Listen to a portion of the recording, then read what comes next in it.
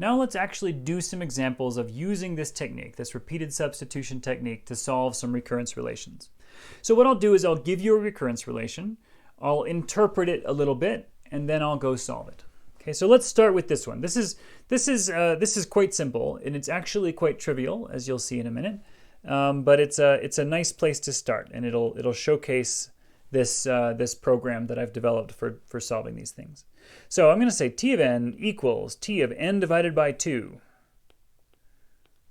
and t of 1 equals c. And c is just a number, right? So c is just some real number, some positive real number, some number greater than or equal to 0. Let me just say greater than 0, right? All right, so what does this mean? What kind of algorithm is this recurrence relation expressing, right? What kind of algorithm's runtime is this expressing? Well, what this is saying is that it takes this algorithm the same amount of time to run on an input of size n as it does on an input of size n minus 2, or n divided by 2. Okay, so if I cut the input size in half, I get the same running time. That's literally what this recurrence is saying, right? So cut input size in half,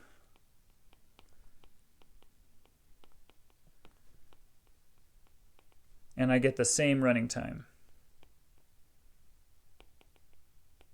Okay. So it's worth mentioning and kind of shooting the elephant in the room. Like, this is clearly not commonly going to run. It's not commonly something you're going to run into in studying algorithms, right? It's a fanciful example that I'm using to illustrate the techniques, but it's probably not something that you should expect to see too often in real algorithms. Worth chewing on what this would mean, right? And thinking about what kind of algorithm would actually show this effect. Okay, so let's do my technique. So I'm going to say here's my t of n equals t of n over 2, and I'll set up my scratch area over here. And in my scratch area, I'll rewrite this expression with x's instead of n's. So I'll say t of x equals t of x over 2.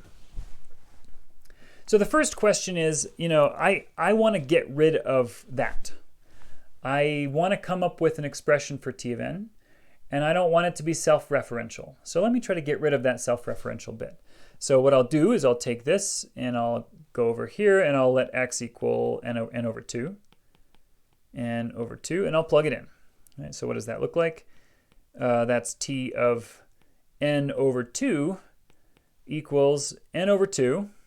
Excuse me, let me make sure I get a t in there, that's important. So equals t of n over 2 over 2. Okay, so now I've got 2 over 2, so it's really easy to lose track of what's going on here. But let me just point it out. This n over 2, that's my x. This divided by 2 is coming from there. Okay, so, pay attention to where the stuff's coming from so that you don't get too lost. All right, so t of n over 2, let me just simplify this. This is those divided by 2's multiply together to give me divided by 4. So this is t of n over 4. So now I can take this and plug it back in. And I get what? Well, t of n over 2 just equals t of n over 4, right? That's it. Okay, so unsurprisingly, what I obtain now after my first recursion is the statement of the following. It takes the same amount of time to run this algorithm on an input of size n as it does on an input of size n over 4. Okay, so it's still fast or still slow, whichever one it is, right? Whether when I quarter the input size, I'm still taking the same amount of time. All right, so let's continue the exercise, and we only need one more step of this exercise before we see the pattern, for sure, before we're certain about the pattern. So t of n over 4, let's come up with an expression for that. So we'll let x equal now n over 4.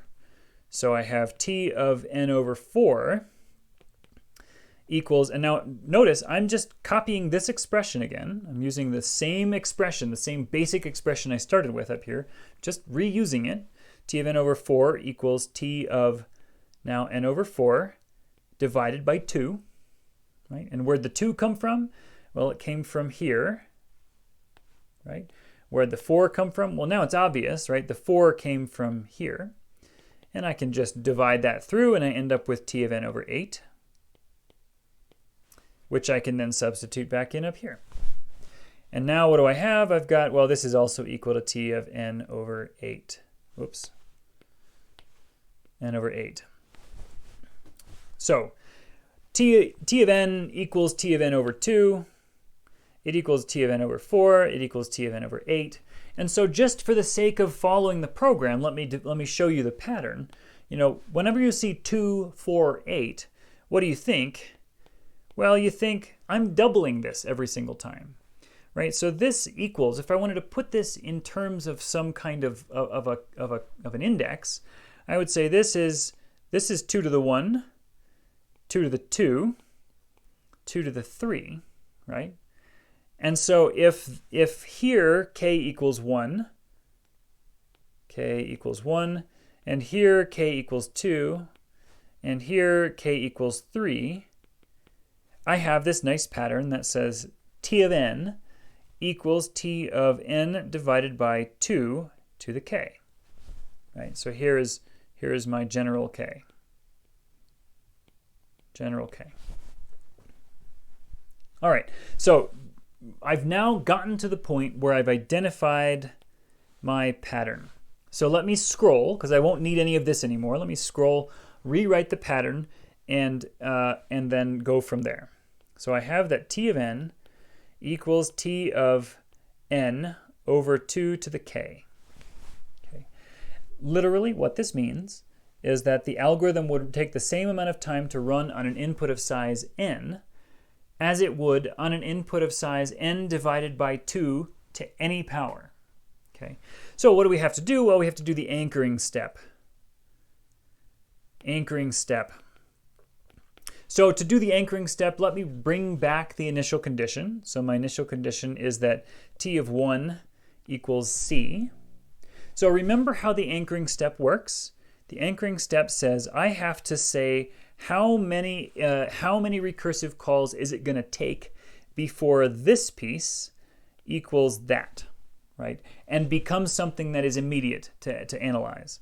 So I have to solve t of n over 2 to the k, t of n over 2 to the k, equals t of 1, which is the same thing as writing n over 2 to the k equals 1.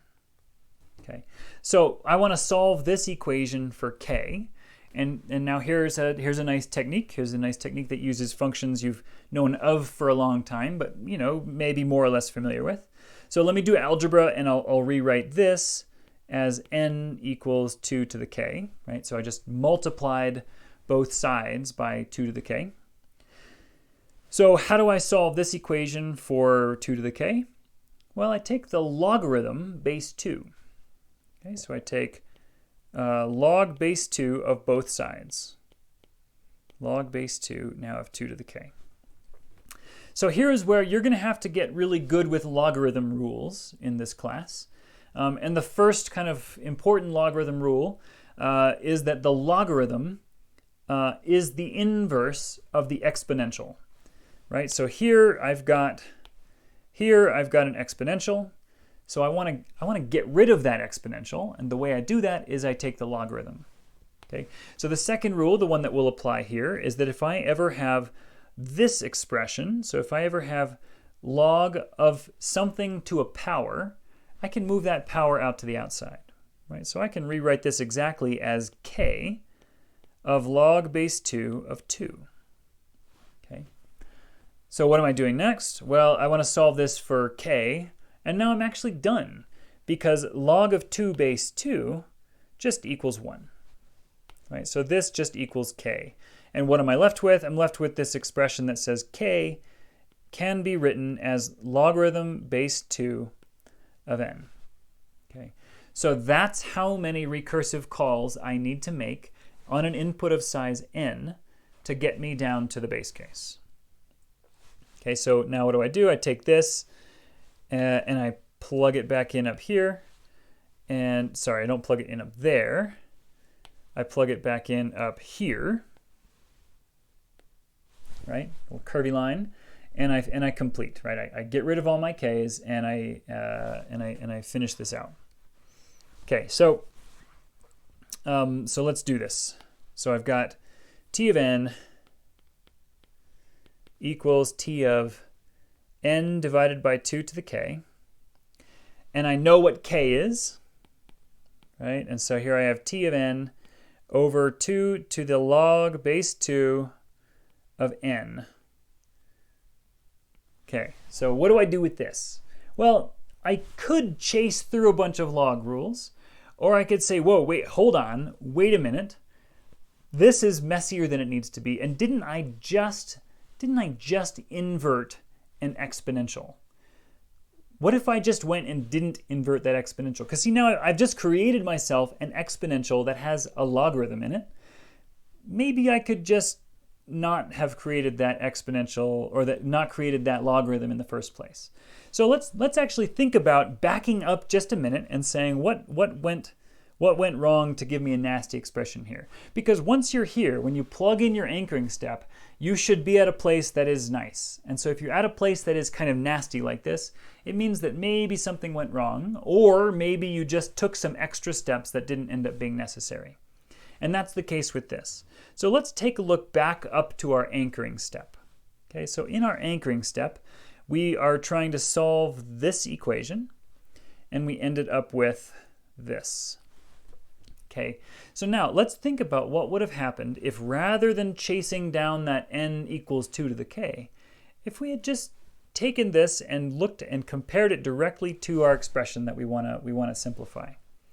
So let's take these two expressions together. So let's take t of n equals t of n over 2 to the k, and n equals 2 to the k. And let's take those two together and think about how we can simplify. Well, look, if n equals 2 to the k, what does that tell us about n over 2 to the k? It tells us that's just equal to 1, right? Which we knew. That was the whole point of doing that anchoring substitution, right? That's literally what this is trying to solve, right? And so what do we have? Well, if n equals 2 to the k, this means that, this is equal to 1, sorry. So this is equal to 1. Which means that this expression, t of n, equals t of 1, which is just c. Okay. So that was a long process, and we went into a lot of the detail in all the different steps. But at the end of the process, what we have is this expression, t of n equals c. Okay. And so what we deduced with this this analysis is that for this algorithm, whatever algorithm this recurrence relation is describing, if I give it an input of size n, it doesn't matter what n is, it's going to run exactly the same speed as if I had given it an input of size 1. It's going to run in a constant time. And so what does this tell us? This tells us that t of n is big theta of 1. Okay, so that's a full pass through this style of analysis for this recurrence relation.